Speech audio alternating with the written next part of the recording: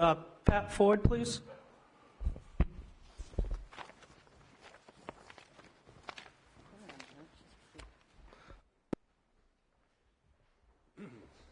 First of all, I'd like to thank you for this opportunity to speak tonight, and for the representatives who have taken the time to endure this marathon session. I'd like to make a special salute to. There's a number of people in this room who, for them, this is not merely a piece of legislation or a passing fad, but represents literally years of work. And so your attention to the details and to the opinions of everyone in this room is highly applauded. Thank you, Pat. If I could just interrupt, I just want to say that's something the committee does quite a bit. And I think people, when they come up here to testify on various bills, don't realize that, this is something we do most Tuesdays between January and May. So thank you for the compliment. We appreciate people recognizing my it. Hats off to you. I've got a very brief statement, but just if I can, a couple of quick editorial comments. In honor of my friend Blake Filippi, I'd like to perform an economics intervention tonight. Black markets occur in markets that are either overtaxed or absent competition. Black markets do not occur during extended periods of free market competition.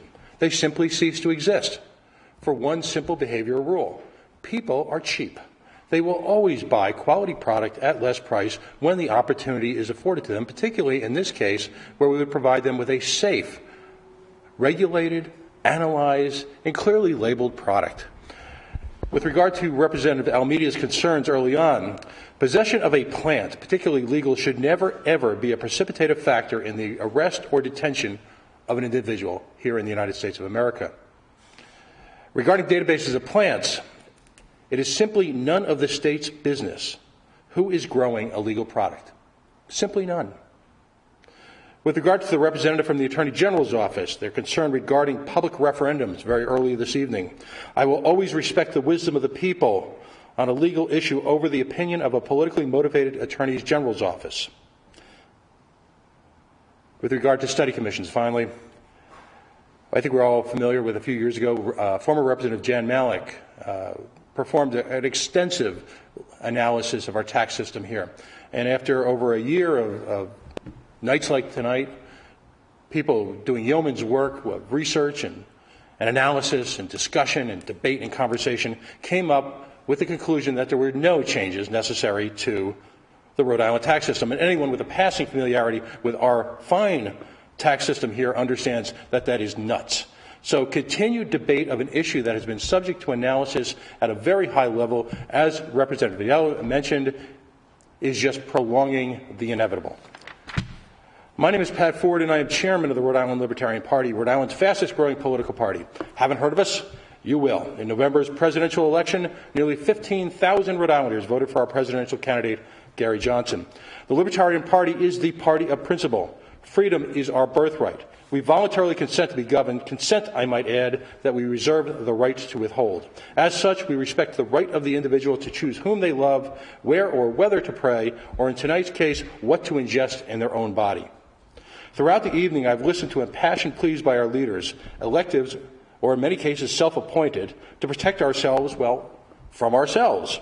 Let's be blunt. This is a state that overtly profits from the sale of, amongst other things, cigarettes, alcohol, trans fat, pornography, caffeine, gambling, and notably the sale of medical cannabis, where a selected politically connected few wield the hammer of monopoly over the chronically ill and dying. The notion that our state has got a newly concentrated concern for our safety is ludicrous. This is a state in partnership with the federal government who has lorded over a failed war on drugs for generations.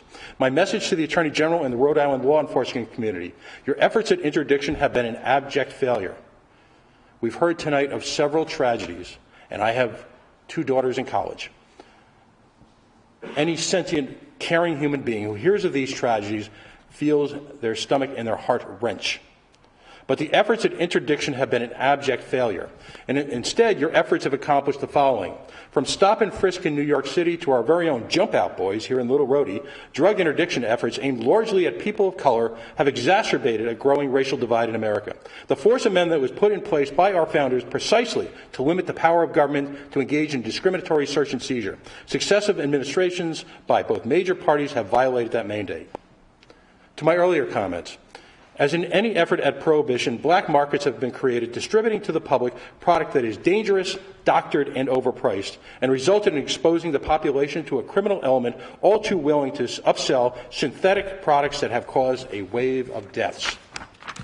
It's helped spur a reign of narco-terrorism in neighboring nations, destroying their social fabric by a plague of terrible violence, helped fuel a wave of immigration that has divided families, placed enormous strain on our public safety net, and spawned a public health crisis.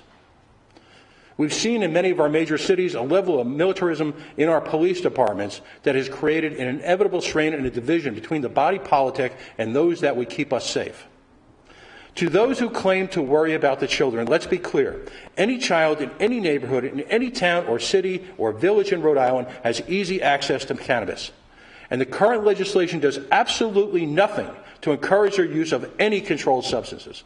Simply put, cannabis is a natural product with emerging testimony to its curative powers that when used in a social environment bears absolutely no distinction from any other mood-ameliorating substance. Any potential harm in its use accrues to the individual choosing to enjoy it. Any potential harm to others as a result of its use will continue to be illegal.